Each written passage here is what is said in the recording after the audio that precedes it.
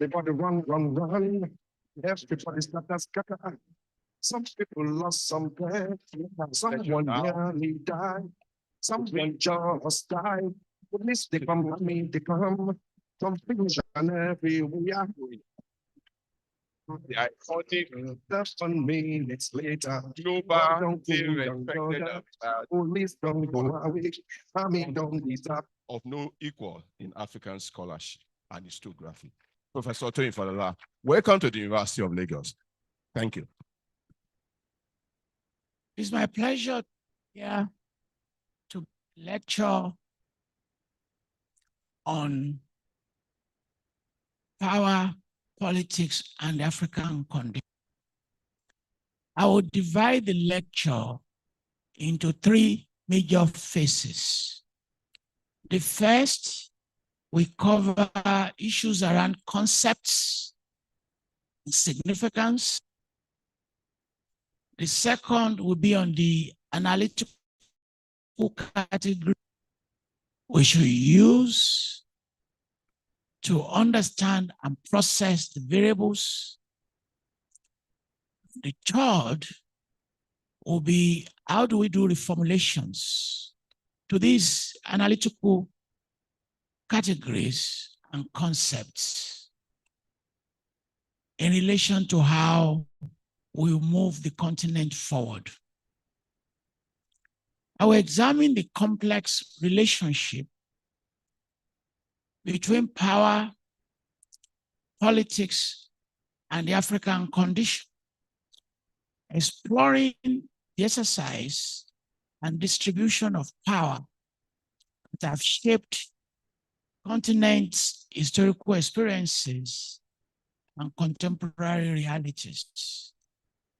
I will argue that the African condition cannot be understood apart from its political structures and power relations that emerged historically from the pre-colonial governance systems, colonial domination, nationalist struggles, and post-colonial formation.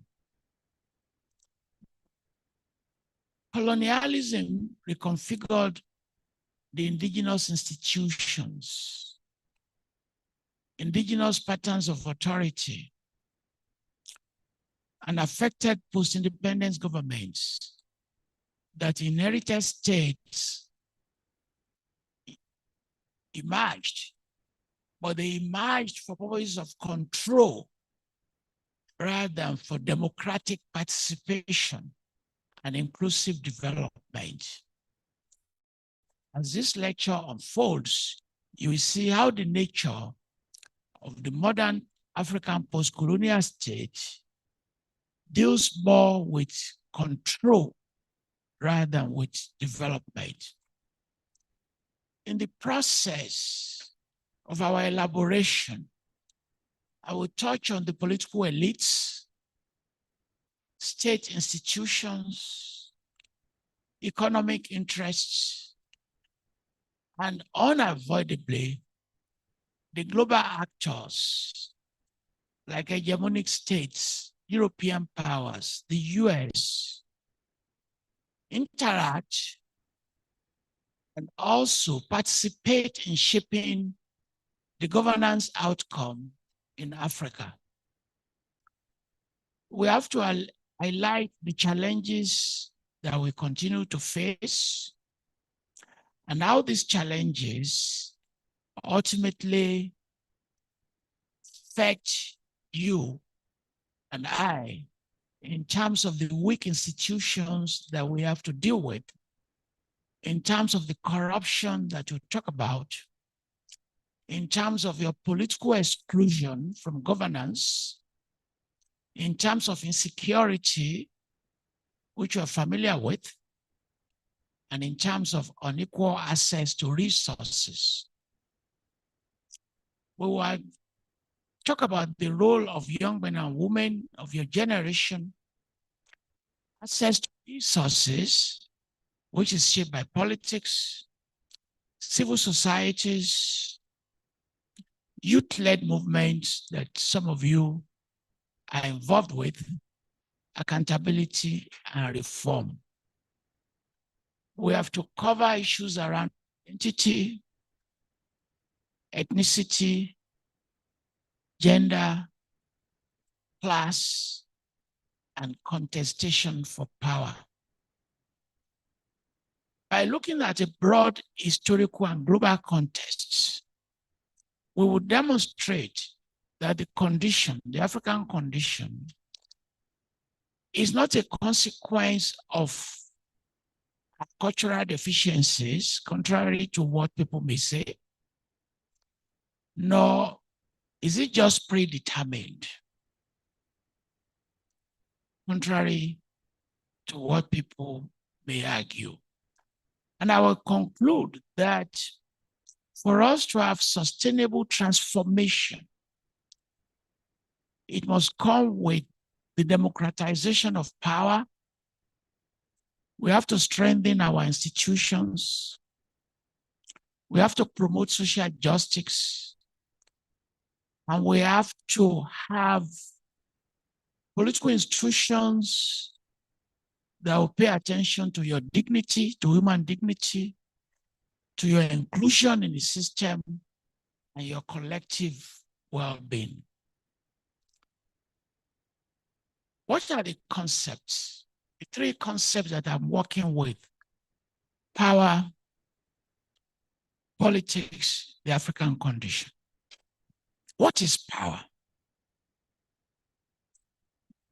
Is the capacity for a group of people, an individual, an institution to influence, direct, control, and shape behavior, shape decisions, shape the actions of other people. It involves the allocation of resources, because you have to allocate your resources, sometimes according to your interests. And you must relate resources to outcomes. Outcomes you are seeking in political processes, cultural processes, and social processes. Power must derive from an authority, otherwise it doesn't have validity. You can create ungovernable spaces. Sometimes it's linked to wealth, to knowledge, to persuasion, to tradition, to legitimacy. And it must operate at every level of the human institution and interaction, including those of your families, villages, and towns. Power moves from the interpersonal between two people up until global politics. You are not just using power to command obedience, but you are also using it to shape norms, to shape ideas, to establish institutions, and to say, identify the interests that will prevail in society, because societies are governed by interest. A union of armed robbers will not pick the policeman as their head unless they want the head to join them as a member. So you want to achieve a certain objectives, you want to establish relationship, you want to distribute influence in society. That is what power will do. Then there is politics. People tend to confuse both. They are related. For instance, I'm a theoretician of power. I'm more interested in power than in politics. So understand politics. Some people know how to get to power, but they don't know how to play the politics. So do not confuse the two of them and do not use them interchangeably, although they are connected. Politics is a process whereby you acquire power. It's a process. And it's also a process that allows you to contest for power and to distribute the rewards of that power. You to resolve conflicts, and it allows you to society. You can have democracy without governance. And you can have governance with limited understanding of politics. It won't work very well. So politics will mean you are looking at ideas, relationship, institutions, and practices that you are linking to governance so that you are reflecting competing interests and values and aspirations. And it so many multiple levels, communities where you live, families where you live, to states that are heterogeneous, comprising so many families, many ethnicities, and up to international organizations. In politics, you must understand the art of negotiation, the art of cooperation. You must learn how to persuade and how to compete, and the capacity to use coercion, force, and violence. Is concerned with the maintenance of authority, the maintenance of legitimacy, and public order. That is our second concept. What is the African condition that we are linking power politics with? The burdens of the past, that's one, which will include slavery, the Atlantic slave trade, colonialism, and imperialism. The burdens of global interaction with us as part of a global system that has been dominated since the 15th century, producing economic dependency. The condition also includes how resources are distributed within national boundaries, state boundaries, and international boundaries, producing inequality. It involves issues of resilience, how you fight the systems that produce the conditions you don't like. And that resilience can be drawn from culture, cultural resilience. And when you fight for yourself, for your community, we are talking about self-defense. We are also talking about the struggle for dignity. If you combine all of this, you can say that the African condition will mean complex political, social, cultural realities that have shaped our experiences over the years, from the pre-colonial to the present. That African condition include our inheritances from our past, what we call the legacies of the indigenous civilizations that we were born into, that we acquired, that were created by our forefathers. That it will include the ruptures, the disruptions caused by those who impose power on us. It's in the Atlantic slave trade, the European conquest of the continent, independence and what happened after, I will refer to as the post-colonial moment. And it will also include the challenges that the continent faces today. And those challenges include poverty,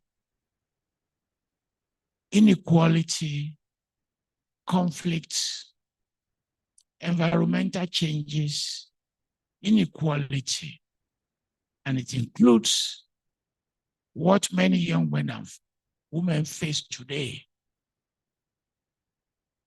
in terms of not getting jobs. But we cannot say this condition is defined just by hardship.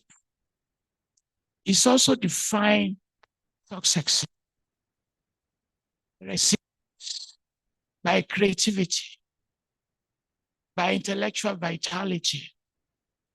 And we can mention among the successes that Africa has the best population demographic in the world, far better than anywhere else. In terms of the demographic of youthful population, some countries are aging. Some countries, the population is static. Some countries, the population is declining. We also have to define it by our successes in innovations and creativity, made possible by people of your generation in terms of cultural advances that you see in Afrobeats, that you see in Hollywood, that you see in design. And you also have to see how your generation is contributing to the expansion of the democratic space, fighting for social justice, fighting for self-determination. So it's very dynamic. And as you speak to issues you don't like, as part of that condition, you also have to remember the aspects you like in terms of those conditions. So you have historical foundations of these conditions. You have the challenges of this condition, which I'm going to refer to subsequently. Remember, issues around intersectionalities, the power, politics, they intersect to produce and define those conditions that as they intersect, as they interact, they shape the condition. Pre-colonial formation, colonial rule, post-colonial period, how resources are allocated, how institutions are formulated and controlled, how public narratives emerge, how we distribute opportunities, who get what. That in pre-colonial formations, political systems include centralized states like the Oyo Empire that we talk about, Ashanti Empire we talk about, Uganda.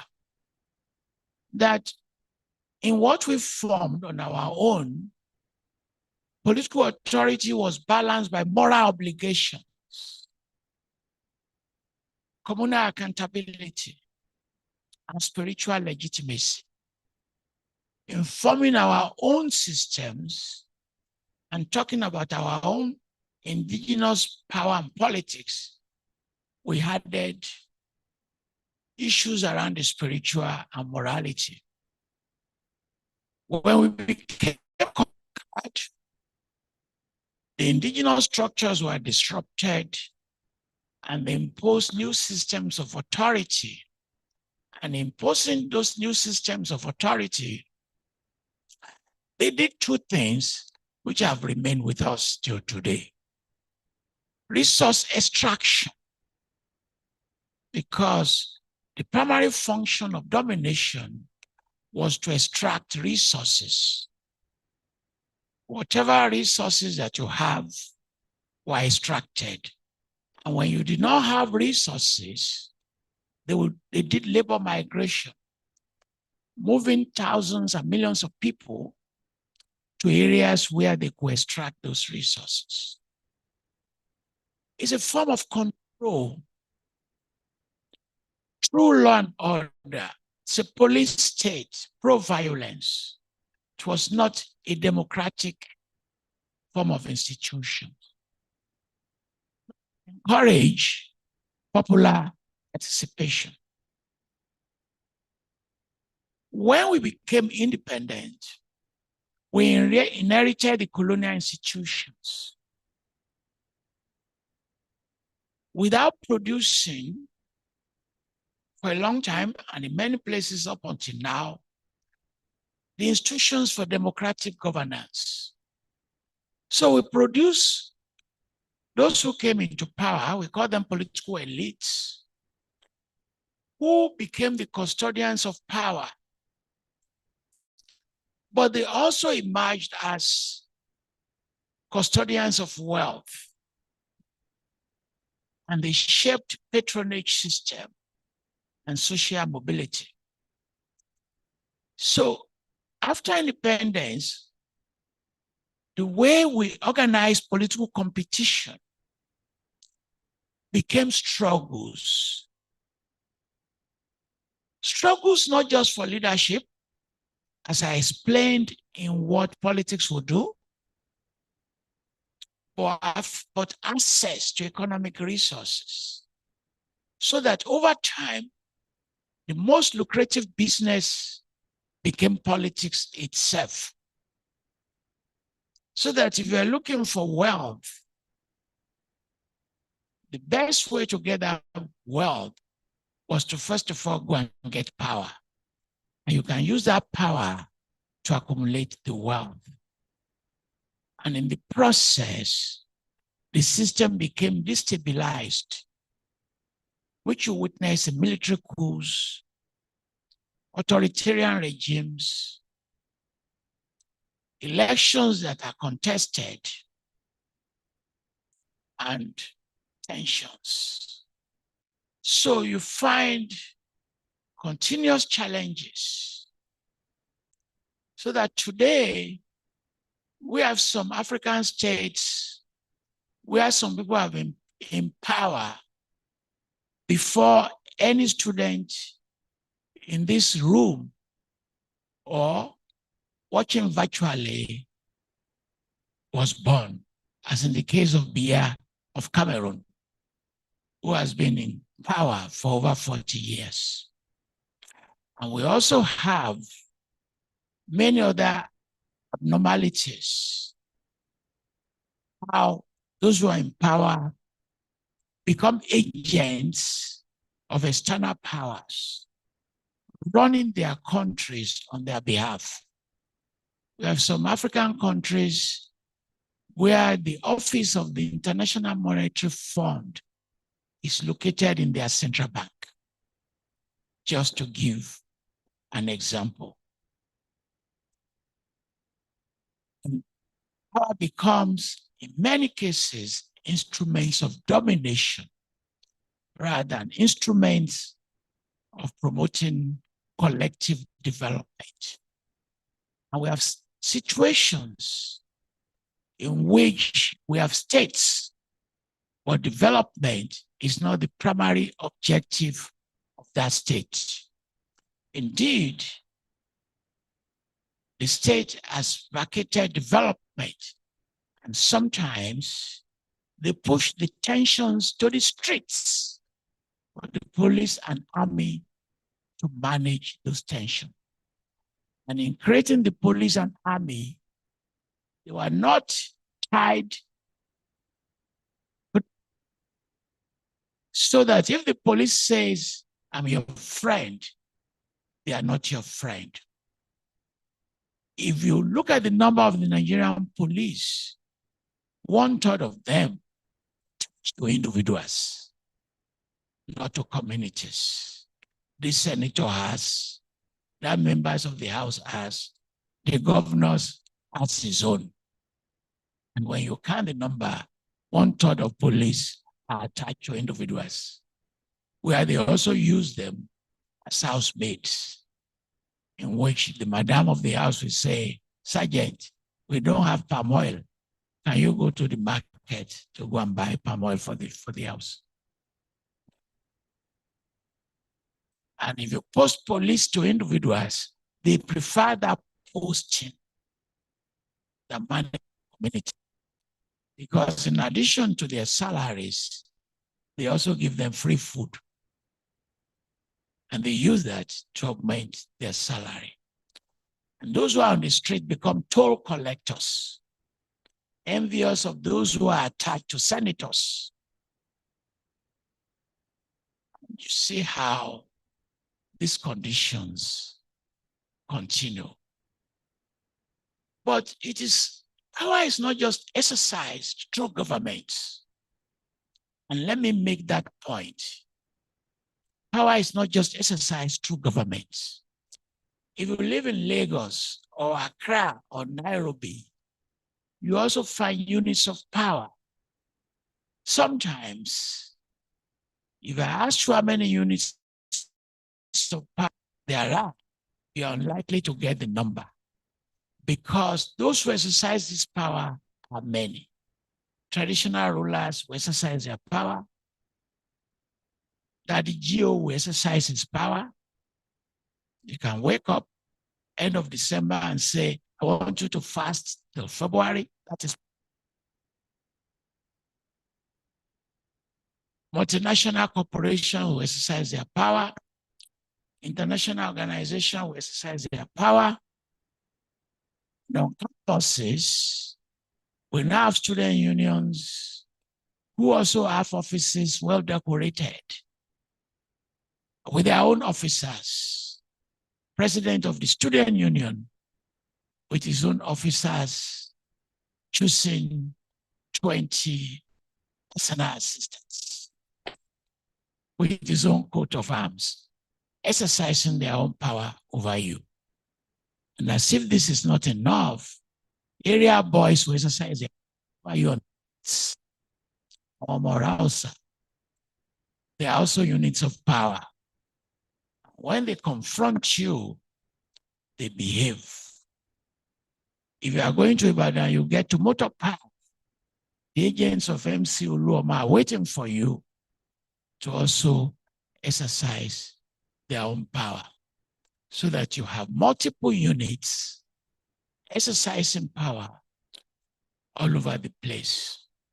Our future, the future of this continent, must redefine the relationship between power and politics. Political authority must be grounded in legitimacy, justice, and service. And we must create strong institutions, stronger than individuals. And whoever we put in leadership position must know that the priority is public welfare. It's about the citizens instead of his own personal enrichment. So we are dealing with a complex mix of failure and of success. But the quality of politics will now begin to influence how we define narrow interests and how we use power in relation to politics to serve freedom, serve dignity of all citizens, and also transform the continent. That is the first part of my lecture. And I hope you are able to follow through what I've said. In the second part, I want to talk about the analytical categories the analytical categories that influence power, politics, and those conditions. And I will start by saying history matters. Whether you're an historian or you are not, you cannot run away from the relevance of history to this conversation. You cannot separate politics and power from the African condition. You can't separate them. By the nature of our historical experiences, by the governance systems that have emerged, by the nature of the economic development, by social relations, you can't say you are not going to talk about indigenous institutions. They are part of us. Let me illustrate that very carefully. When you form the constitution of a country, it is grounded in how your history has evolved. When you say zoning, for instance, you are grounding it in history. When you say the president should come from here, a minister should come from every state, you are basing it on the historical evolution of that country. That is one side. The other side is that constitutions do not talk about conventions. You write constitutions down. A lawyer can challenge it. You can challenge it. But constitution alone is not what governs any country. There are elements of conventions in it. So if you call me Baba, that is a convention. I'm a professor. That's my profession. But if you say Baba Falola, you are drawing that from convention, which you borrowed from your own people. That this is how we address the elders. So in most parts of the world, conventions also come into play. Years ago, a governor in Kano State stole so much money. And when they went to government house, they saw the money. He said, how can you say I stole money in government house? That is not stealing. His answer is based on convention. And you find many conventions underlining what we do. And sometimes separating both has been very, very difficult. But in all states, everywhere in the world, you must contest power. Nobody will give you that power without contestation. Nobody is going to give it to you. You have to fight for it. And in fighting for it, you see how money and wealth and influence play into it. In a number of African countries today, children are replacing their fathers in politics. Cameroon, that I mentioned previously, the son of Biya is becoming the second most powerful citizen in the country. In Uganda, Museveni's son is the second most powerful. He heads the army. The wife is a minister. The daughter is the governor of Central Bank. You also see that in which Akala's son is a member of the House. Tinubu moves around as if he's the governor of state. Yaloja moves around as if she owns half of Lagos. And in that model, what they are also reproducing is family dominance, in which they are combining state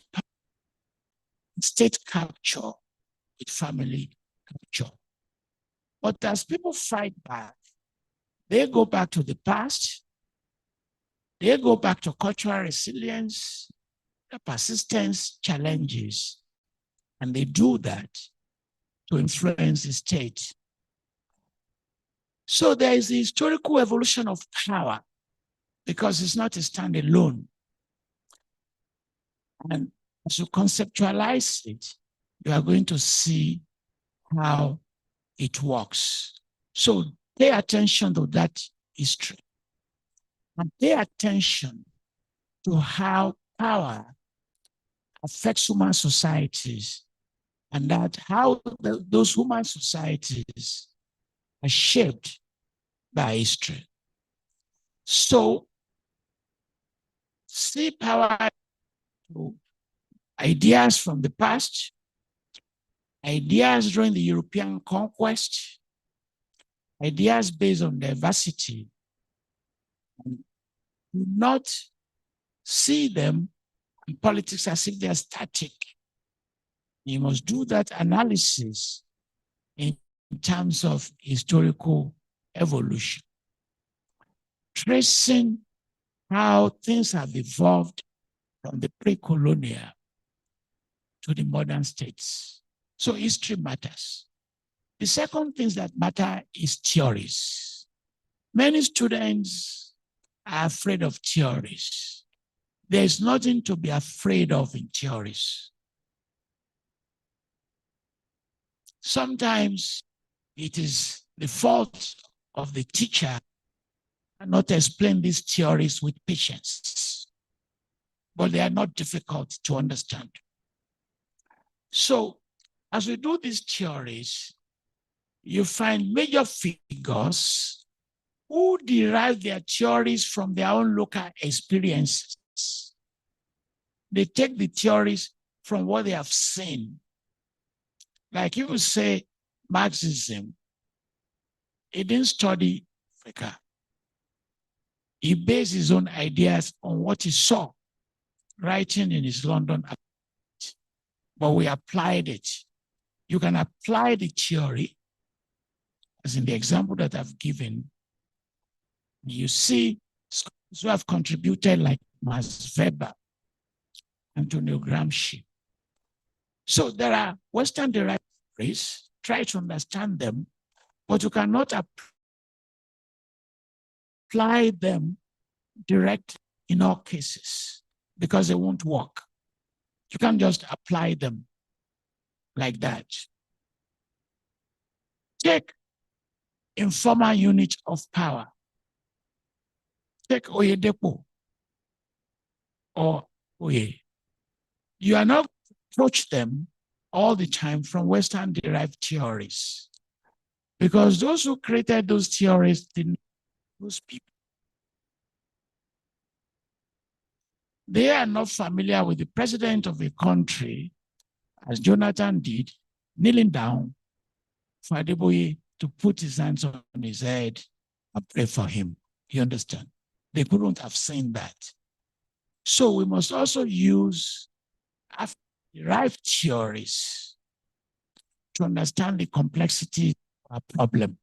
These are you and I who saw our conditions and convert them to theories like Pan-Africanism, like Ubuntu, like negritude, like African humanism, like decolonization, decolonial theory, indigenous political philosophy. And those of your generation have also given us new theories based on their experiences. Oh, Afrofuturism did not exist as a theory when I was in college. It emanated from your generation. And in your generation, when they talk about Afrofuturism, they are saying you can't create a theory for the humanities, for political sciences, without looking at technologies, without you looking at sciences. And they begin to fuse them, fusing what I learned in my generation with their cell phone, with their WhatsApp, and they began to create their own alternative theories. And you have theories of cosmopolitanism, Afro-pessimism, Afro-optimism. All these are created by your generation, and we are very grateful to them. Theories matter. Try to grasp them, understand them, and use them. Modernity matters. You are part of the post-colonial age. You are part of that modernity. We cannot talk about contemporary students, contemporary young men and women outside the context of modernity. The problem is how modernity, and it's not a Nigerian phenomenon. People are angry everywhere. They are angry in Kenya, just as they are angry in South Africa, doing xenophobia. Why? Because modernity makes promises, but it doesn't deliver the promises. It promises you a car, tell you how to get the money to buy it. It promises you good living, but it doesn't tell you how those houses will be built. And as it produces anger, you see how it produces its own problem. Modernity affects state formation. What kind of states have you created? Who is the citizen? And what is the role of citizenship? Is power based on personality? Is it based on authoritarianism? And you are going to see state capture everywhere, in which the resources of an entire country is controlled few people. And in this control, the world is being reshaped in a way in which the greater percentage of the wealth of a country can be in the hands of less than 10 people. We now have multi-billionaires, a few number who have the entire wealth of more than half of the country's resources. And you have the political economy of whenever there are resources, there is resource politics. Resource politics on oil, resource politics on mining. If there's gold somewhere, it's going to generate its own politics. If you have diamond, it's going to generate politics. You have earth minerals generating politics of extraction in Zamfara or your forest. Kwara State today in Nigeria, over 10 cities, towns have been totally vacated because those who are looking for lithium and earth minerals drove them away. If you go to Oshobo and you go to Oshun River, you will see how the color of the river has changed to brown. Because people looking for gold and resources in Ifewara region, as they dig the soil, it now affects the river and its color has changed. Political economy of power includes corruption. Who controls the patronage and how much gets to his pocket? You cannot live in Nigeria and not talk about identity politics, ethnicity. Why do people talk bad about one another?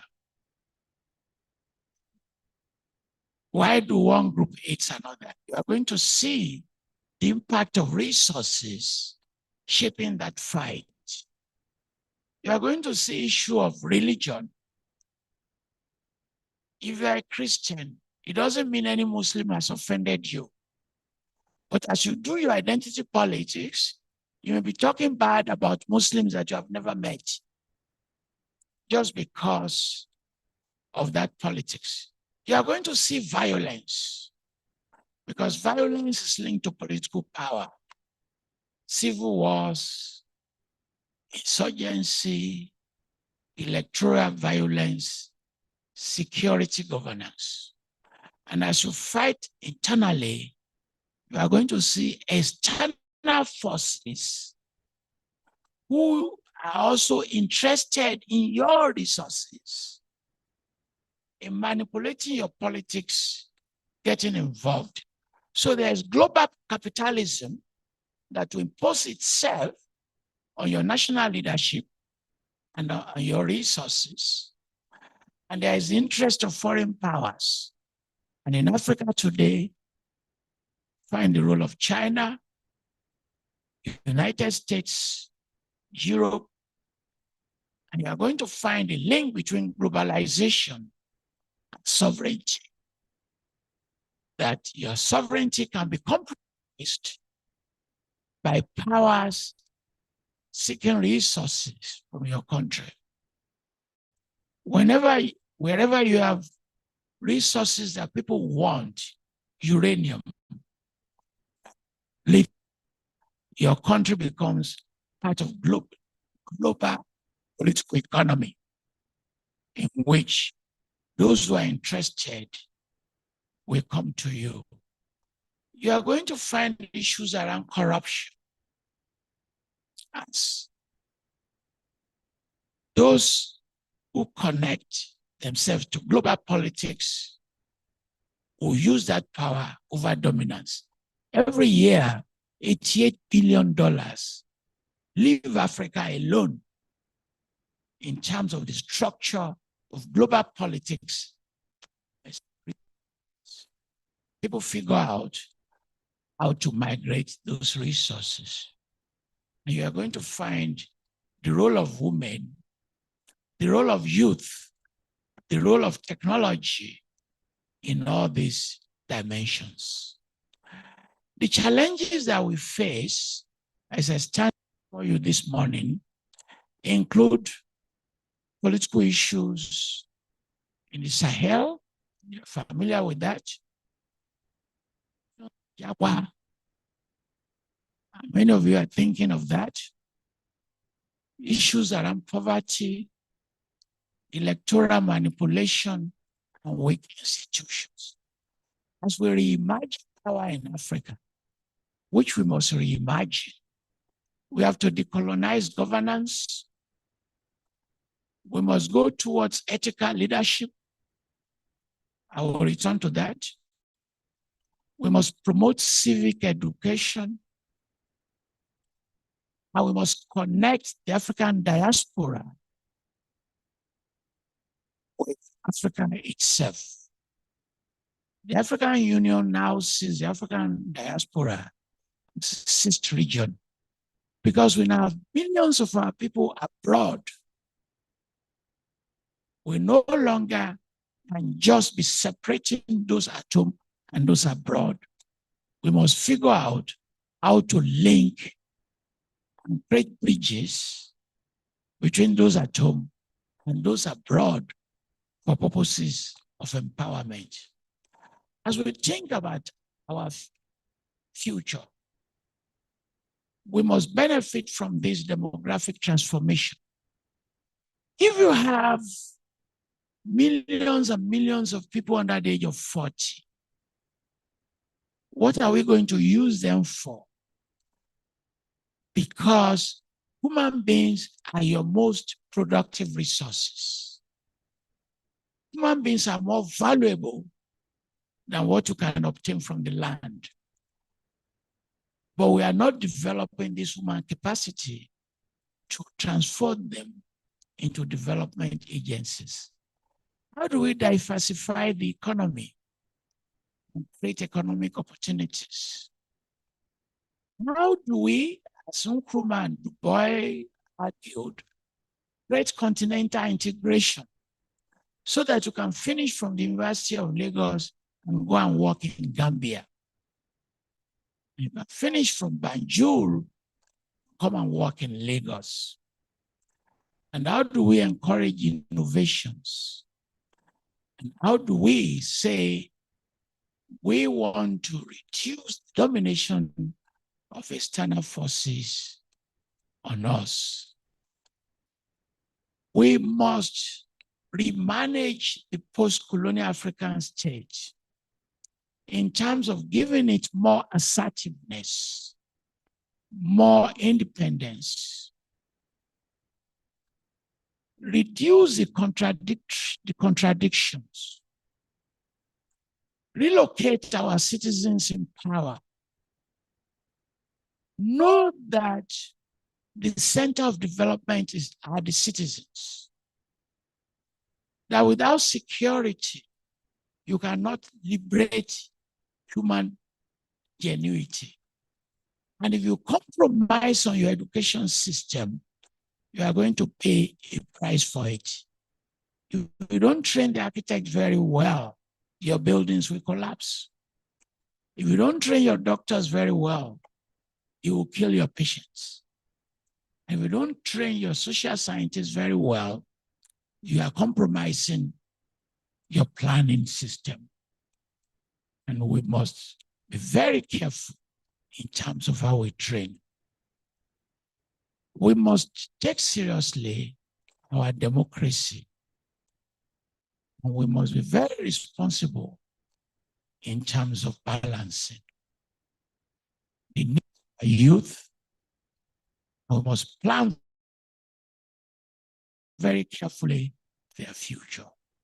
I've given you a lot, breaking down these concepts, linking them to history and relevance. I want to move to the third part of the lecture. I will leave a lot of time for your questions. In this third segment, how do we reform power? How do we reform politics? How do we reform the African condition? When you are writing masters, for those of you who are in the master's program, they will ask you, what is your thesis? What problem are you trying to solve? I've identified the problem. Let me identify my thesis. That the transformation of this continent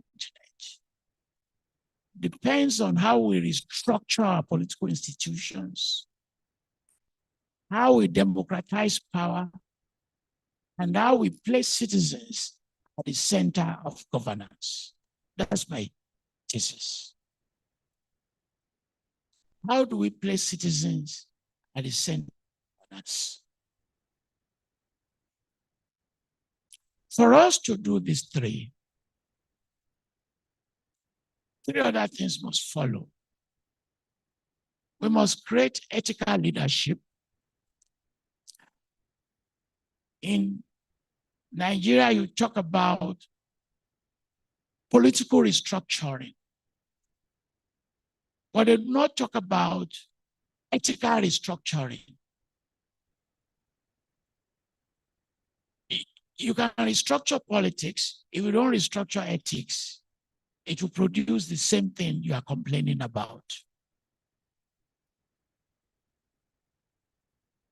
We must do democratic governance. Governance is not democratic. If I were to ask you a question, how many of you have you ever been involved at any level? Anybody asking you your opinion about how to manage your community? None. You are not involved. That is a problem. Because you have to be involved in states, in managing the government, in managing your communities. You have to be involved as citizens. And you have not been involved in seeking solutions to sustainable development. So we do top-bottom,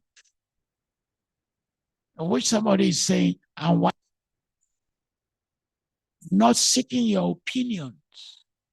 It doesn't work like that. Even for parents to manage their children, they also, for us to rethink power, the following things must happen. We must move to institutional. Today we have personal rule. Personal rule will not transform us. It's just a waste of time. Institutional power is what we need. And for that institutional power to work, there must be rule of law. There must be decentralization. There must be traditional institutions working within the framework of constitution. And there must be local government autonomy. Check anything, any aspect of development, there must be community participation. We have insecurity problems in Nigeria without involving communities, in which somebody can just walk into your community and rent an apartment and you do not know where that's from. There must be integrity in leadership. There must be public accountability. And we must reform politics. If we don't reform politics, we cannot reform governance. And we cannot reform politics without electoral reform. Today, it is the judiciary that produces many people who are in power. You are saving to collect votes, and you are spending money to bribe the judiciary.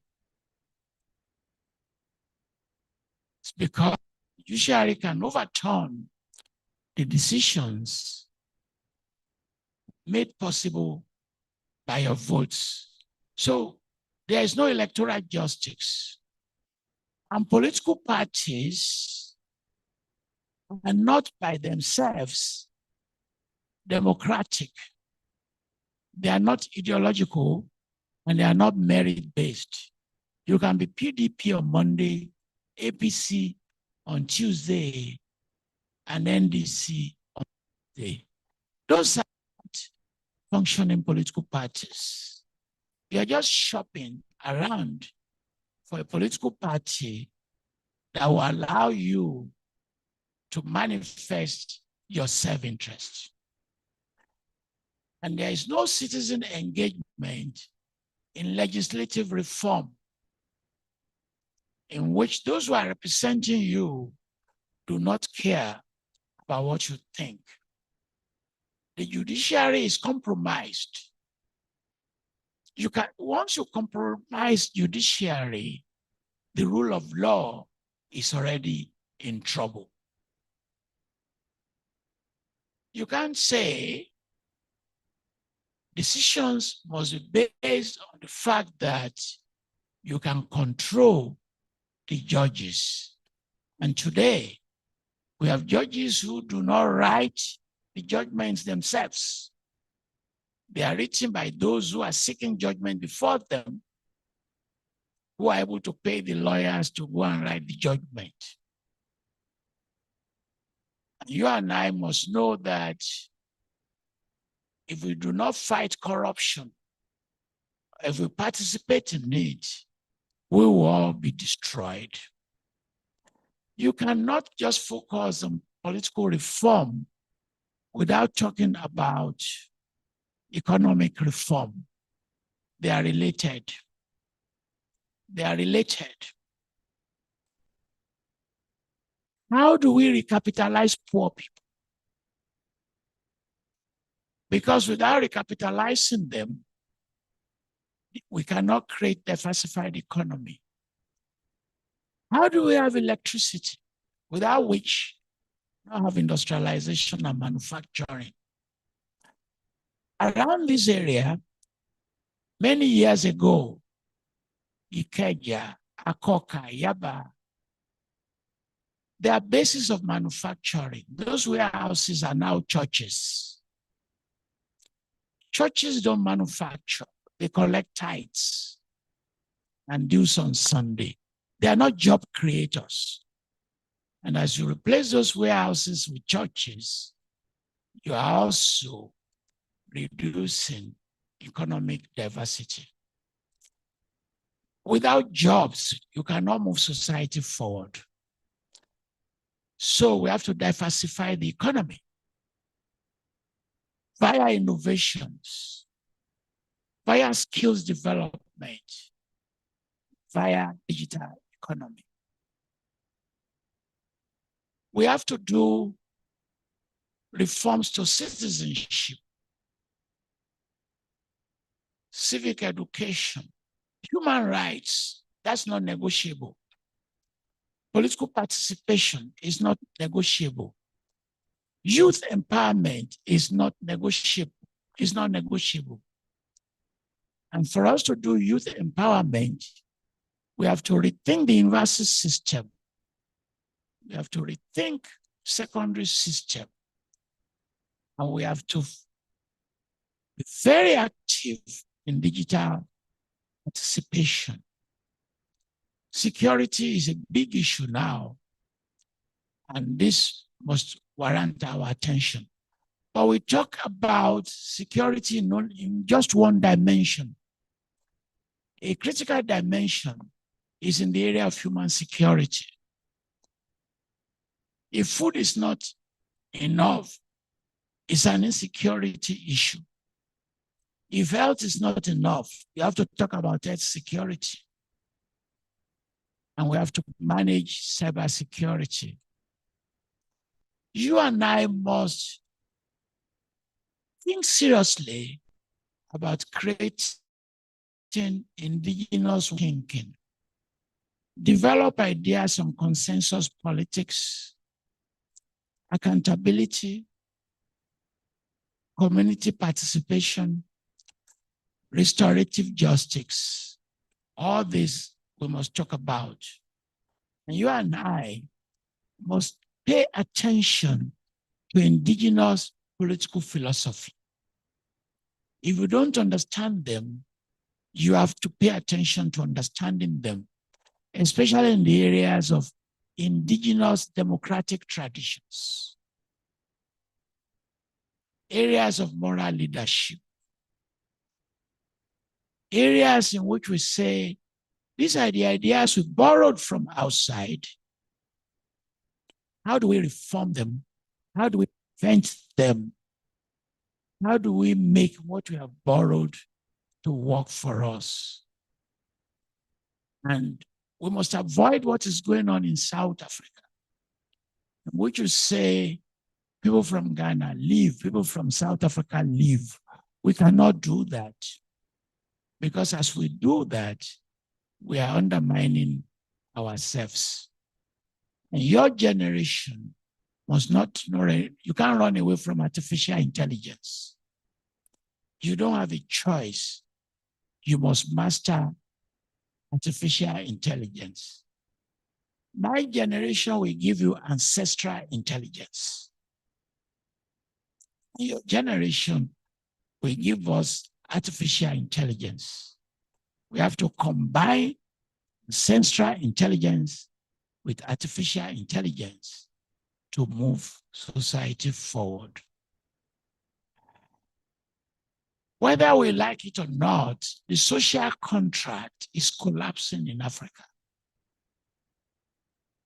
What is the social contract between you and your government? What is the mutual accountability? If you fight for democracy and you don't fight for accountability, you have your time. If you fight for democracy and you fight for transparency, you have wasted your time. We have to fight for those, and we have to fight for social cohesion, great policy framework. As we think about our future, democratic consolidation, we now have democratic recession.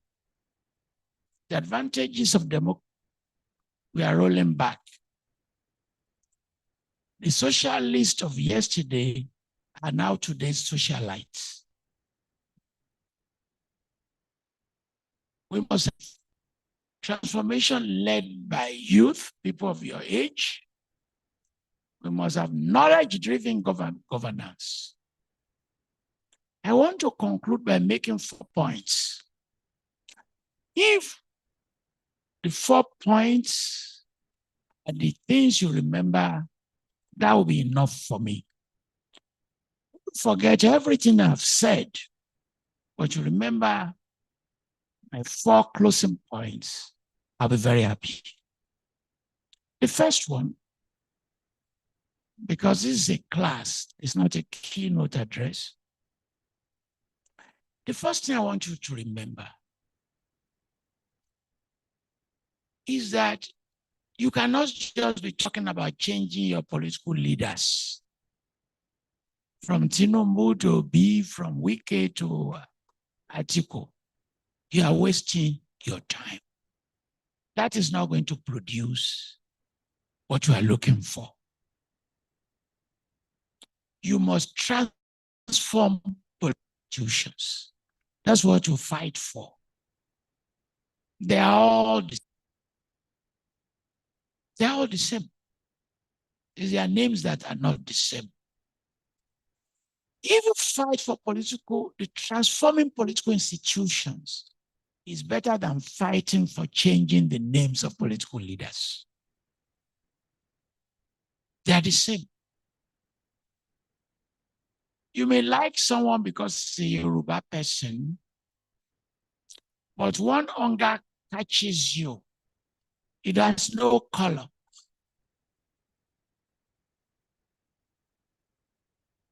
Second, you must argue and fight that power should become constitutional and not personal. Personal power is abused. It will always be abused. Constitutional power is difficult to abuse. And you must say, power must be service-oriented. It is not about patronage. It's not about patronage. It's about service. If it is not about service, that personal power is not going to deliver. What it's going to do is to distribute largesse. Come and vote for me, get 10,000. You've already eaten your development money. Because after he's gotten the power, you're not going to see him again for another 4 years. And that power must prioritize justice.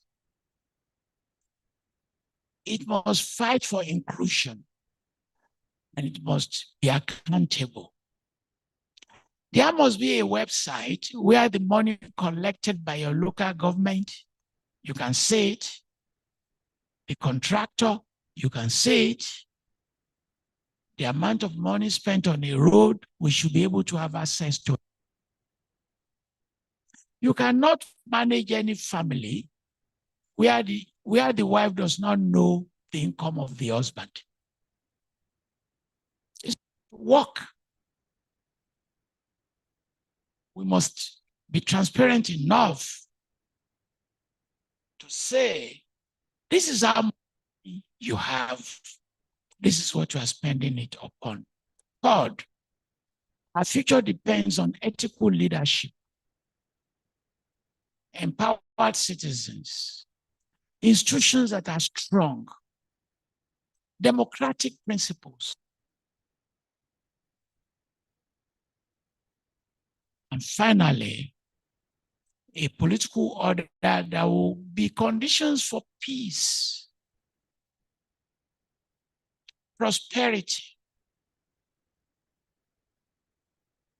platform for innovations, and renewed African Renaissance, where you come from will not be a priority, or where your city will be the focus for inclusivity, will empower for innovations, we allow your talents to flourish. And when we do this, those who have power will manage the politics very well, and the African condition will become positive oriented. Thank you very much.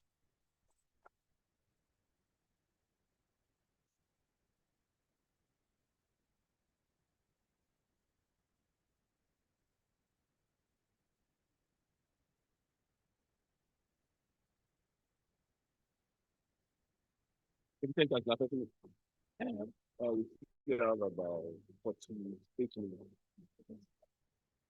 can do better.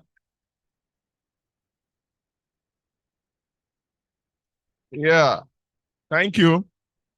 That is from the Grand Master himself. The oracle has spoken. Briefly, let me just do a quick recap. This is a lecture like none before, like I promised you. Professor Falola has done it again. He has informed us authoritatively that history matters. And I think part of the problem we're having in this country is actually the relegation of history. It has been said, it's only those who fail to learn from their history that are doomed to fail. So our history is important. And just as history is important, equally emphasize this primacy of power. And as political scientists, we know power is a possibility to change the probability of outcome. And the way we use power and the way we misuse power is part of the issues that actually affect the African condition. It clearly told us, with all emphasis, that it's dangerous to ignore politics. And between politics and power, and the African condition, it told us clearly too that we must historicize the African condition. We must historicize Africa and theorize Africa, not based on foreign paradigm, but based on indigenous concept and our own realities. Power on its own, according to Professor Falola, is useless if it is not institutionalized. And that point should not be lost on us. There is power everywhere. And he told us several units of power. But part of the problem we have is a lack of institutionalization of power. And that takes me to the issue clearly raised by Samuel Huntington. He said, Africa is an institutionalized society. Not that we don't have institutions, but our institutions don't do what they are supposed to do. Consequently, just like what Professor Falola is telling us, is that we have government that does not govern. And that is the problem. And it is within that context, he argued for the institutionalization of power. Because what of having a dog that cannot bite or bite? So that's the situation in Africa. And integrity. When you have leaders that lack integrity, they are actually accident waiting to happen. And that much was emphasized. In order to solve this, Professor Falola argued eloquently on the need to reform power and politics. And in this concept, it's equally important to embrace productive economic activities. Our economy, he argued, is not productive. And consequently, the state itself becomes a means of production. Everybody wants to get to power and use power. And that's what you have when Nkrumah told us several years ago. Seek you first the political kingdom, and every other thing will be added unto you. But when you seek the political kingdom as a basis of state capture, it ends in the disaster that we have seen in contemporary Africa. And again, he emphasized the importance of education. Knowledge is light, we were told. But again, he said, education is shifting. Like the Yoruba will say, it is what is in fashion that you have to use. Now, we can't rely solely on our traditional knowledge, as relevant as it is. We must elevate our traditional knowledge and embrace and engage it through digital knowledge. So we must all become digital citizens. Again, in this context, why, and I agree with him absolutely, that you cannot do again, you can't do without our ancestral knowledge, particularly in the context of the epistemic injustice and epistemic imperialism, which have subjected us to where we are, where our idea seems to be not to matter, where we seem not to have history or to have a thought of our own. He argued eloquently that we must not, particularly your generation, you cannot afford to discard or not to embrace artificial intelligence. Because again, behind every artificial intelligence is the human intelligence. And this actually eats me seriously because I'm a socialist. But I'm sure, Prof, I have not become a socialist, abandoning socialism. Yeah. But part of the, and he's right, part of the crisis of the African states is that the left is in crisis.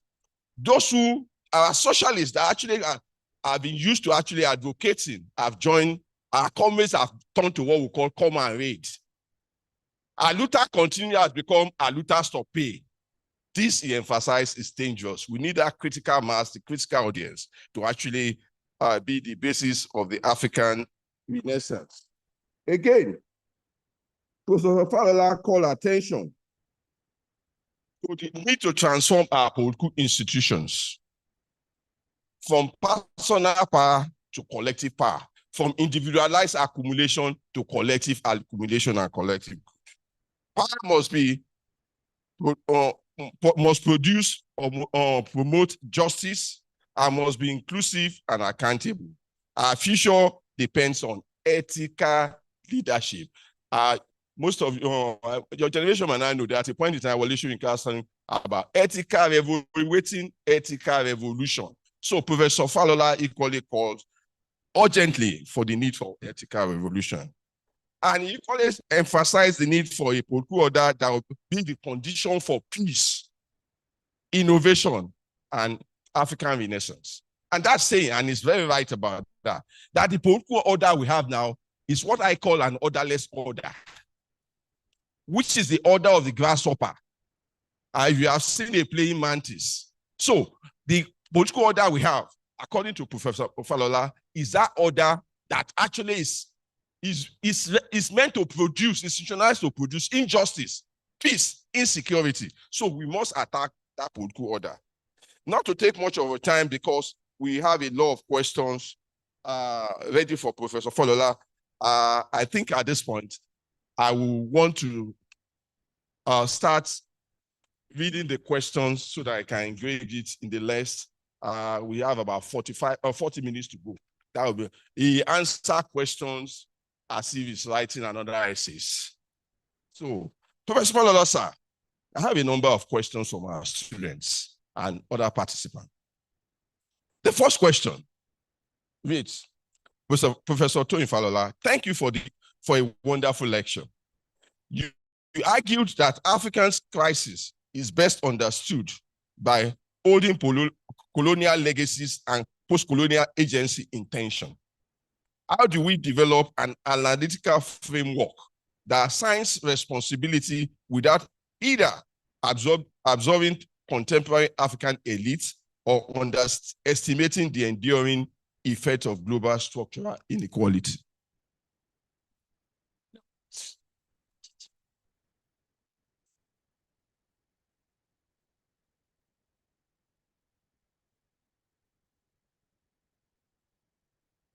Because we are projecting this by Zoom, I cannot move around. As by the time we started this morning, we have 600 people who have joined on YouTube by Zoom. So I can only stay this location because I like to move around. So you did not, let me repeat the question for those states.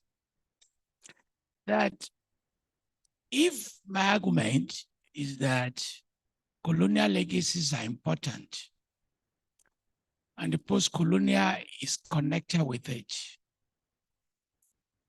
how do we balance this responsibility?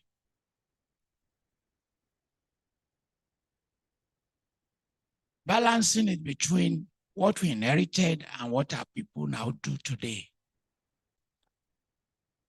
At the same time, bearing in mind, if I understood the question correctly, the impact of global structural inequalities. So there must be what I call integrated responsibility framework. In that integration, you must identify the causation and layer them. Or you identify the causation and prioritize them. Because it's not a one-cause problem. It's not a single narrative. So once you identify all the causes, you layer them. And now you say, this is more important than this. And then you begin to say, which are the ones that are historically structural? They are structural. Structural is, you've made them. They're structures. And what are the ones that are contemporary agency-based responsibility? What are the structures? What are the agency-based? Once you've done that, to begin the process, the first, there is a weight of the global structures. There is a weight of the global structure. You can't wish away. You can't wish away the weight of that global structure. What are those global structures? You can't wish away that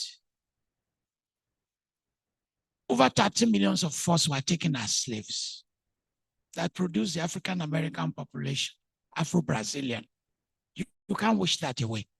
It happened. And it has come. You can't wish away colonial extraction. They came, they conquered us, they took raw materials. We can't wish that away. We cannot wish away that we are not the one who created it. We didn't create it ourselves. Many of you may not even know that it's not Nigeria named their country Nigeria. It was named by the girlfriend of the first governor general. What do we call this place?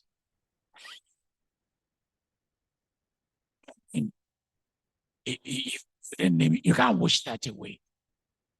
And you know when Nigeria was compiling the list of his people, Lord Lugard there, you cannot wish it away. You cannot wish away this weight on equal trade. You can't wish away that Tinubu is borrowing money. You have to pay it back. It's not a gift. You can't wish away that they are stealing your money in capital flight. Climate injustice. These are forces that will compromise your politics. They will compromise your economies. Many of you may not be aware of what we call the Westphalian states, in which the creation of the modern states is also tied to debt repayment. You can't say In 10 years' time, those who borrow money today are no longer in power. So you are not going to pay back. You have to pay back. The Westphalian state, creating so-called sovereign states, is also saying, and when you say you want to pick up Nigeria, break it up. But the component of the debts that the Yoruba are owing when Nigeria was in existence, you have to pay it. You can't say, okay, because of Nigeria, we are not going to pay back the money that Nigeria borrowed. You have to split the debts. The Igbo will pay their own. They will pay their own. You have to pay it back. So those weight of global structures, there's very little you can do about it. Second, the African elites that govern you, they are victims of history. They are victims of history. There's nothing you can do about that. And as victims of history, whether they are military rulers or business people, professors like the dean, they reproduce dependency. That's one of their primary functions. They are reproducing weight. They are reproducing that dependence. It's very difficult for them. But how do they reproduce the dependency? Through corruption, through their own repression, through identity manipulation, ethnic manipulation, authoritarianism, privatization. Those who give them power, that is what they them. That is what they expect them to do. So you also have to blame them. So you blame the weight of the global structures, and you must blame the elite who are victims of that history. Because we are here to produce the elite who will reclaim, who will say they are not victims of that history. You have to fight before they can be empowered. There's what is called the constraint from choice. Constraint from choice.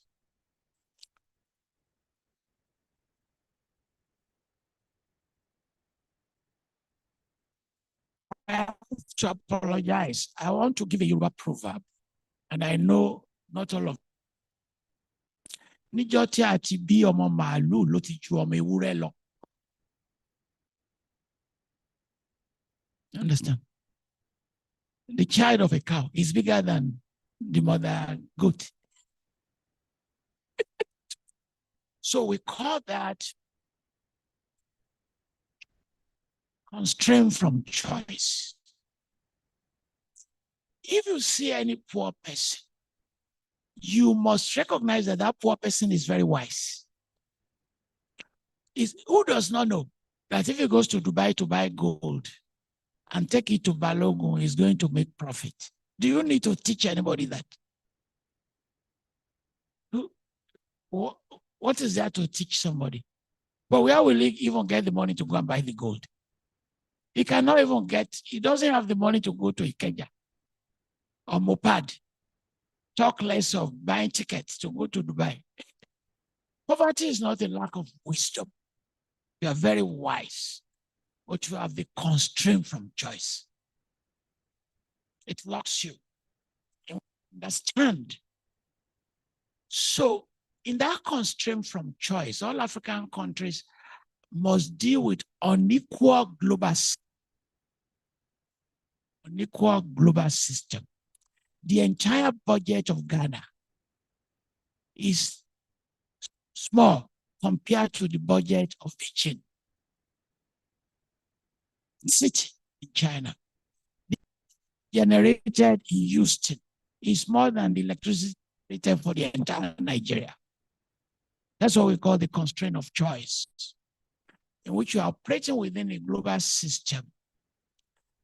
And then you have what individuals do, self-destruction.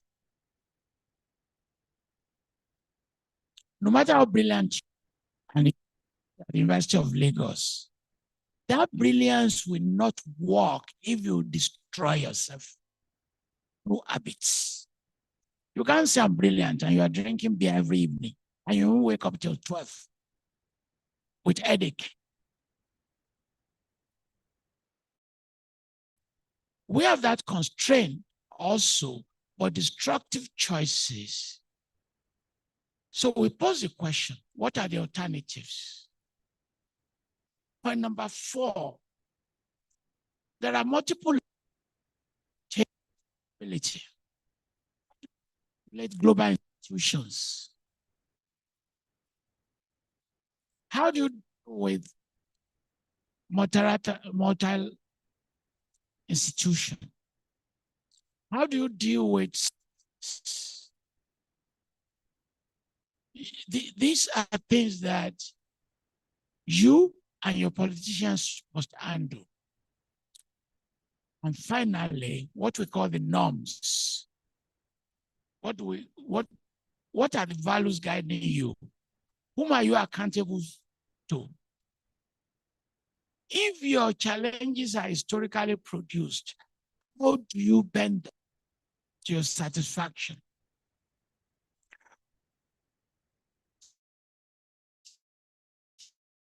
Your citizens to fight in an ideological battle for your support. Because you can't do the fight alone if you're in power. How do you do that? So as you do the blames, proportion the blames equally, or sometimes through asymmetry, create an hierarchy of blames, and now begin to say, this blame and this one we have to work towards. South Africa is blaming just Africans for his problem, and is not fighting the white people that caused the problem in the first place. It means that it is not doing that blame through any sense of proportionality. And it's that, as I say, we don't have a job. We don't have jobs. Well, it's people from Lagos who cause to be jobless. But those who created the structure that produced those joblessness, white people, they're not fighting them. And that is a lack of proportionality, to use just one. Yeah, thank you. Thank you for that wonderful answer. One important thing in that answer is the need for, we need an elite that are ready to commit class suicide. Do we have them around? Your answer is as good as mine. The second question, sir, this is another great offering from you, but it left me in a way confused. This is because you contended that the colonial architecture has survived because post-colonial elites find it useful. However, you did not tell us what political or social forces are most capable of dismantling this architecture when those who benefit from it are also in the institutions of reform. Are we doomed to live with this disaster condition?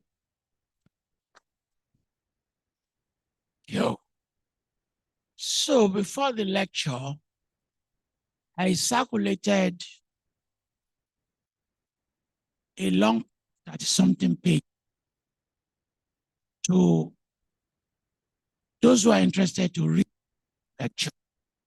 So that this question is taken from that paper, I'm assuming.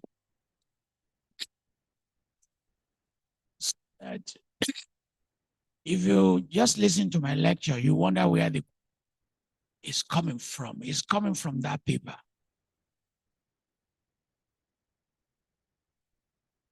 The first president of Kenya, Jomo Kenyatta, he wrote his memoir, Mount Kenya. And he did what the elders were telling stories.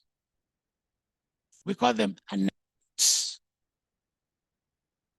If you attend classes of great professors, they would teach you anecdotes.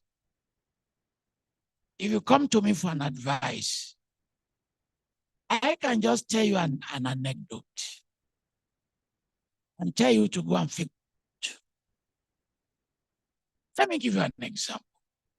Before I go to facing Mount Kenya, I was with my friends. And this gentleman came who was looking so worried. And he said, he's always fighting with his wife. And he doesn't want to go home because they are going to fight. We all kept quiet. So he said, Falola, why do you keep quiet? I said, I kept quiet. My friend who knows a lot about divorce, marriage counseling, to come. And when he comes, he will give you his advice. I said, my friend's name is Alatishe. That is his name. He kept waiting. I'm waiting. And then it was dark. He said, is Mr. Alatishe is going to come? I said, Alatishe ni matishe arai. This is the advice I am going to give you.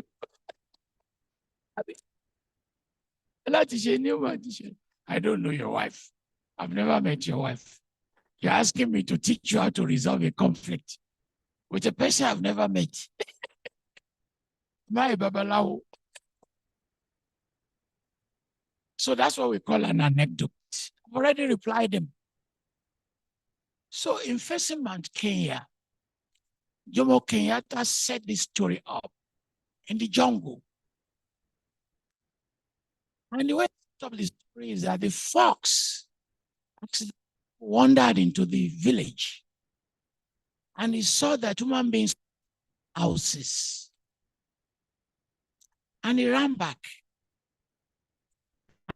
And when he ran back, he told the animals, human beings are smarter than us. When it rains, rains fall on us. We are always beaten by the heat. Let's build houses. They said, go and build a house. He built one. And the fox said, let's do a housewarming party.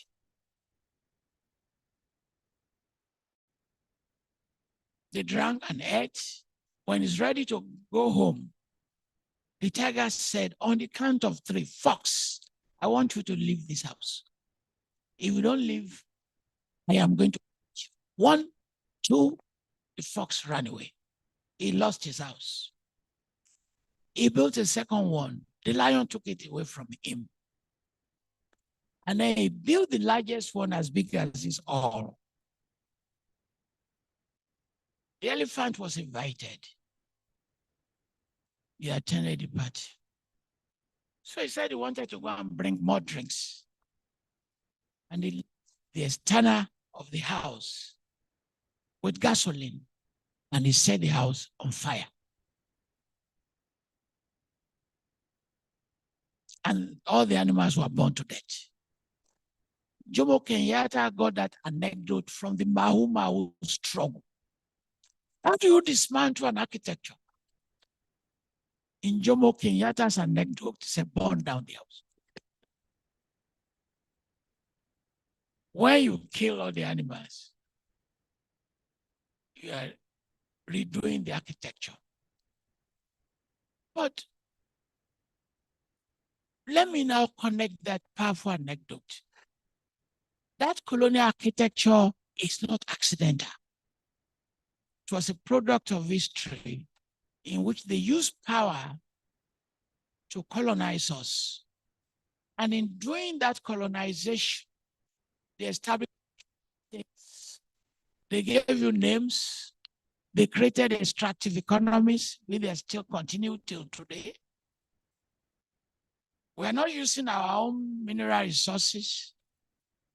They extract and they return the products to us. Bureaucratic hierarchies, the legal system they gave us. And they did an institutional logic that we still use to govern ourselves. So here's the dilemma. Even inherit structures, how do you break away from those structures? I don't know how many of you have read Things Fall Apart. That was the same dilemma that Okonkwo faced. He said, I don't want to be like my father. If you've read Things Fall Apart, and in not wanting to be like his father, he committed suicide. You know, he killed himself in that story. I'm not asking you to kill yourself, but to dismantle that architecture. You have to dismantle the political elite that inherited it and who keep consolidating it. Because those forces remain powerful. Second, if you do not mobilize citizenship, the citizenry has to be mobilized, because it's that mobilization that can dismantle that elite. The elite itself will dismantle itself. That is what Kenyatta was telling you in that anecdote. The elephant will take over your house. The tiger will take over your house.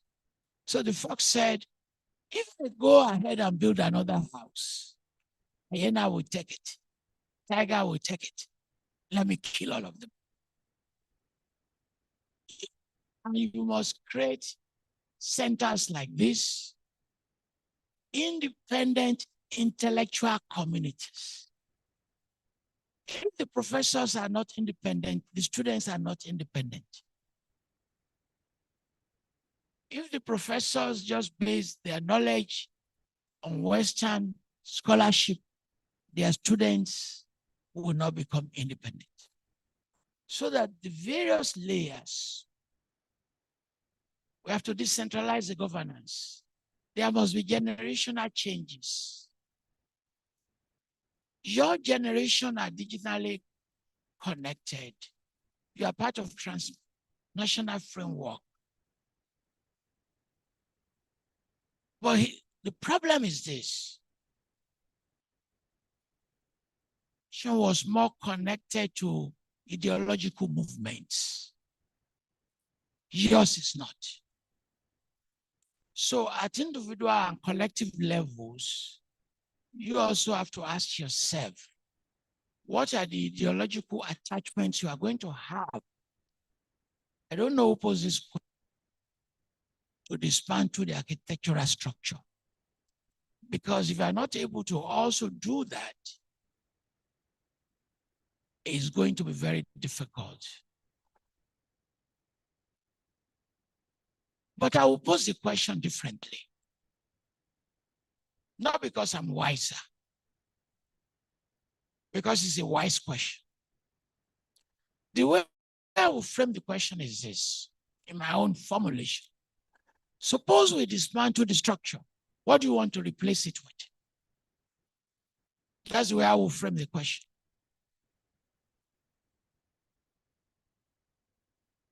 Because the fact that you dismantle something does not mean its replacement will serve you.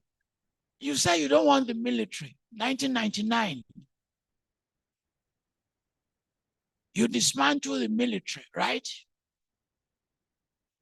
They left. Obasanjo came, 1999. For each president you produce since then, the new one is worse than the previous. The next president will be worse than Tinubu.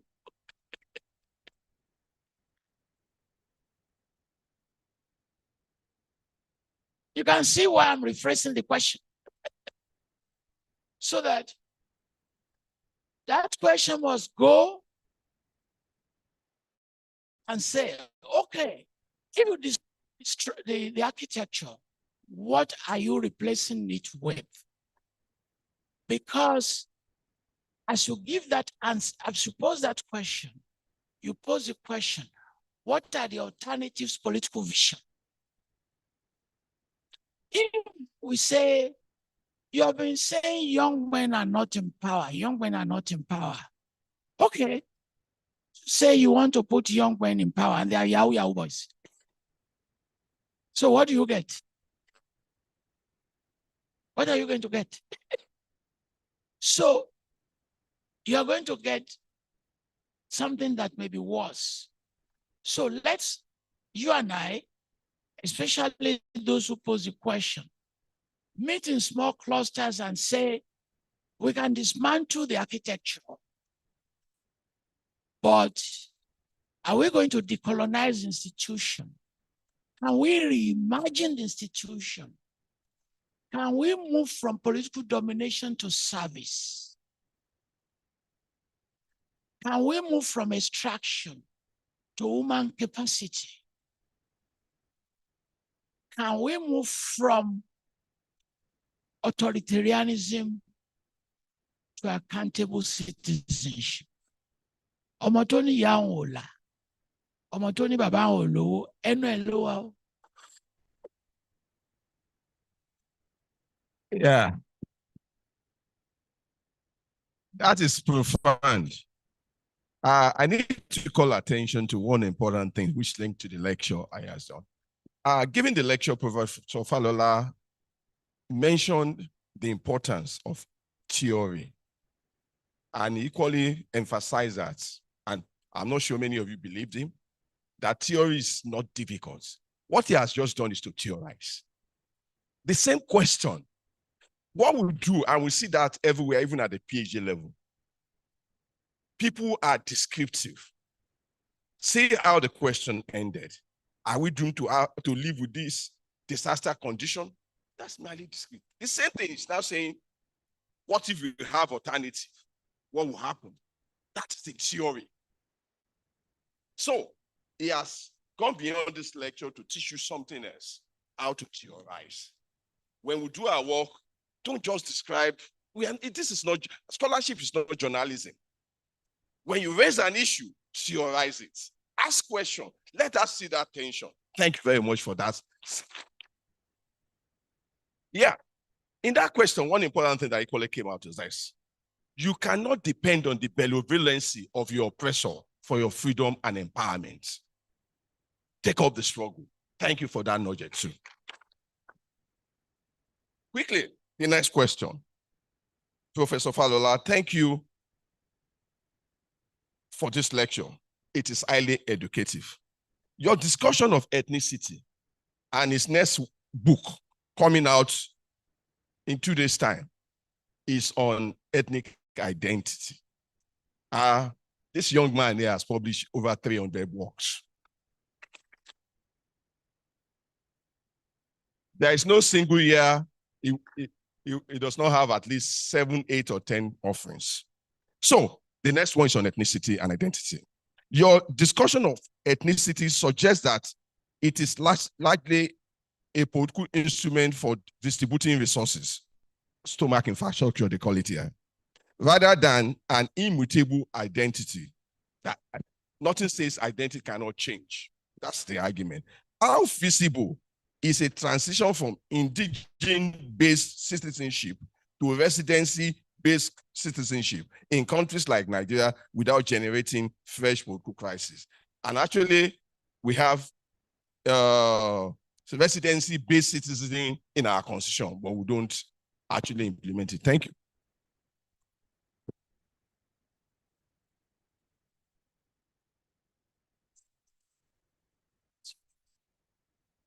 Thank you very much for that question. I'm launching my latest book on this question on Tuesday. In Jos, I think there's a copy here which show people.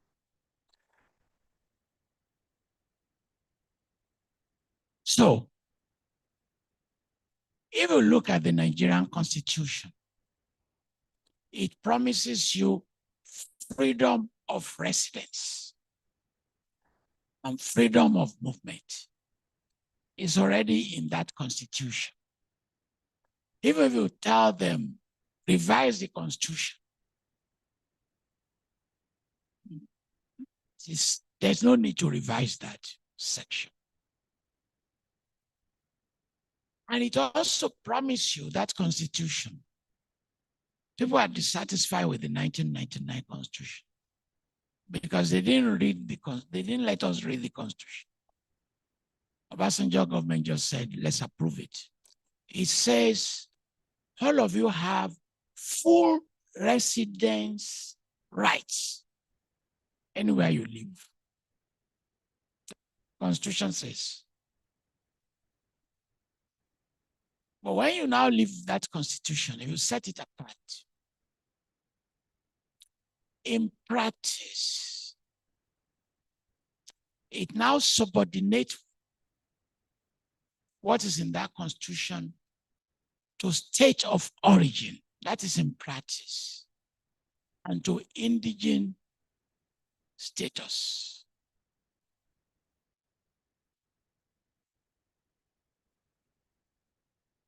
There's a difference between the constitution and the practice.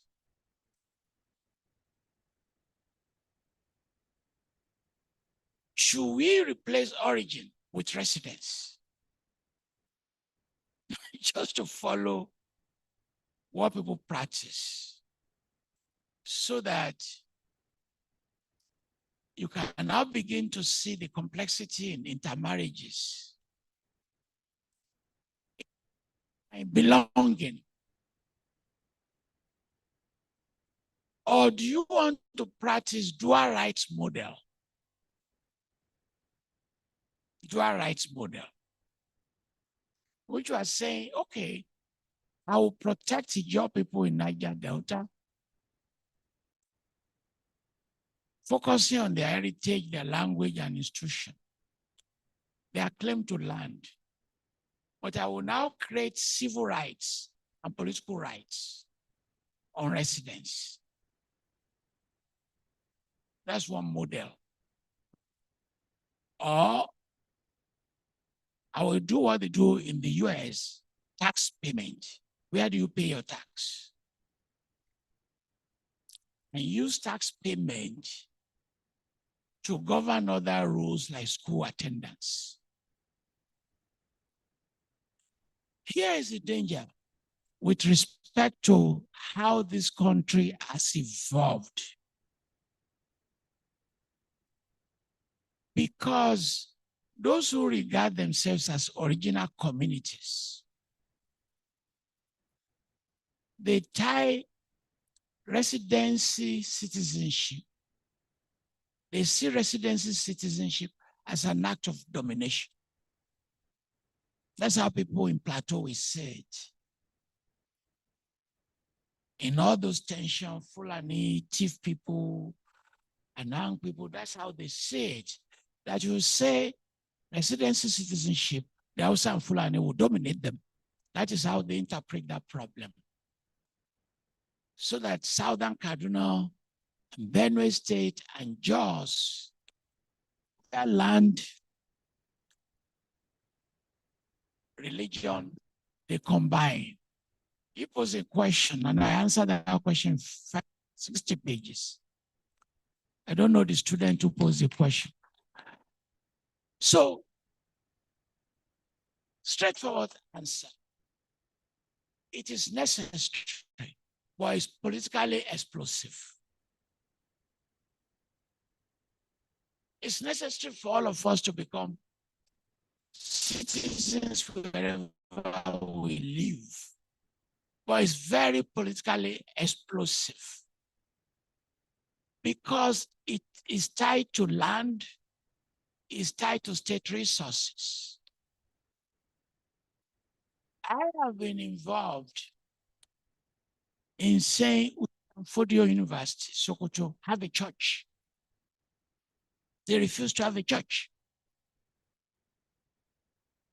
Now, suppose the federal government says, have a church. You know what is going to happen? They will burn down the church and kill the worshippers. So you now begin to say, let me balance the rights with the protection of people's lives. Because if it doesn't evolve and you force this right to them, they will rebel. But residency citizenship over time will emerge as the state becomes mature, as politics deal with inclusivity, and as you can manage resources in a non-corrupt manner to cater for the interest of everyone. To those of you who are always borrowing ideas from other countries, remember that you must understand their historical evolution. If you go to United Kingdom, those who conquered you, remember they call it United Kingdom because there are English people there, there are Welsh, there are Irish people. And what is allowing them to hail the gravity of that challenges is that there are jobs. Or the example you borrow from the US, remember the states in the US, when you say Texas, California, they are not coterminous with identity boundaries. You understand? They're just artificial boundaries. So if you put all the blacks in one state, and you put all the Hispanics in one state, and you put all white people in one state, they will become exactly like Nigeria. They will be fighting. But in our own case, Osun State or your Abia State, they are coterminous with identities. Continue to put identities and fight. I hope I didn't disappoint you. Yeah, our time is almost spent, but quickly, because we are in an academic community, the last question I will ask is, why is it that intellectual power is undervalued and amounts to nothing in Africa? Thank you.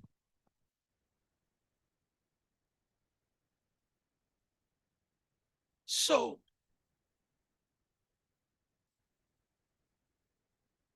we have great intellectuals. I don't think people will argue with that. We have outstanding scholars. I don't think people will also argue over that. We have influential thinkers, influential scientists, jurists, and writers. Some of you here will become distinguished scholars in future. So, suppose I rephrase the question and I pose it differently by saying, why is this intellectual power, why has it failed to translate into institutional political power? See, if you call a conference at the University of, and you give them 1 week on any topic, by next week, you are going to get 200 papers.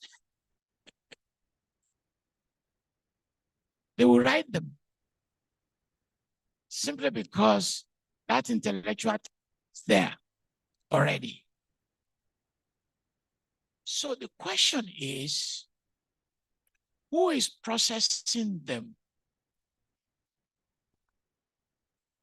There's a relationship between knowledge and power, which comes from the absence of intellectual capacity. That you have intellectual capacity does not mean that power will use it. So it's not intellectuals that are not there, but who processes that knowledge? And let me lay it out. Historically, colonial state, post-colonial states, they've marginalized intellectualism. Is marginalized. You understand? Today, who is a politician that is drawing onto himself technocrats? These are universities managed by councils. Council members, you have to go and join APC. Because when they are allocating power, they're not going to say, Falola, let's be a member of the Council of the University of Lagos. Because I'm not APC. They have to look for a party member. And when they're appointing people in power like ministers, they are going to look for party members. And if scholars join them, they are more of party members than how the framer of that question is thinking. They are not calling themselves intellectuals anymore. And they will say, when you are chopping, remember to close your mouth so that the food will not drop out. Going to forget their libraries as they chop. Then there's a disconnect between the state and intellectual centers. So people publish in their journals, they publish their books, but it does not mean that the conclusions are informing legislation. It doesn't mean that the conclusions are informing governance. So there's a disconnect. And third, where there's economic dependency, economic weaknesses, intellectual autonomy is weakened. It's going to be weakened.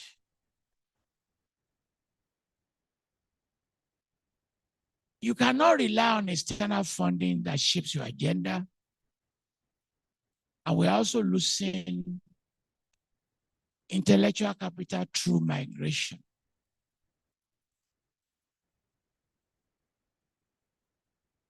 We do not have the mechanism to convert ideas into policy. So let me reframe the question. It is not a function of intellectual weakness because we have intellectual strength. Discipline by discipline, there is no discipline with intellectual deficiency. But there is deficiency in the transformation of knowledge.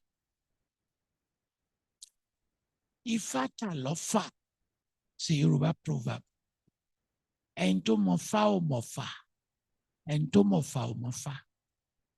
So there is knowledge to my left, policy, but there are no interactions.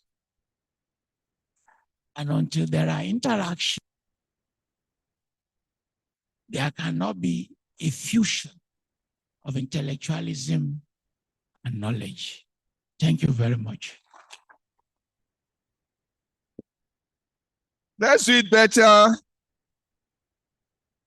Better. Thank you so much. Wonderful lecture. Wonderful lecture. Professor Mike, please come and give, on behalf of the faculty, a vote of thanks.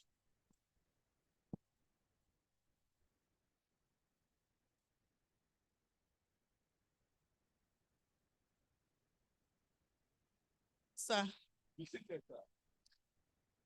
Wow. Please, can we give a round of applause? This is awesome. This is beautiful. Professor Falola, I would like to appreciate you, sir.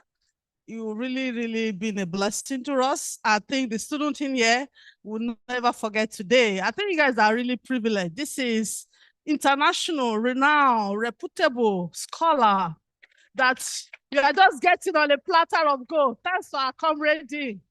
So on behalf of the Faculty of Social Sciences, I would like to appreciate Professor Toyin Falola for this wonderful opportunity to drink from your fountain of knowledge, to tap from your awesome knowledge. Somebody who's seen from a distance. Now we can interact with you. We really appreciate you. We really thank you so much, sir. And we pray that God will continue to be with you, sir. Thank you so much. I think the students also are very, very appreciative. We'd like to say thank you so much, sir. Thank you so much, sir. For it's a jolly good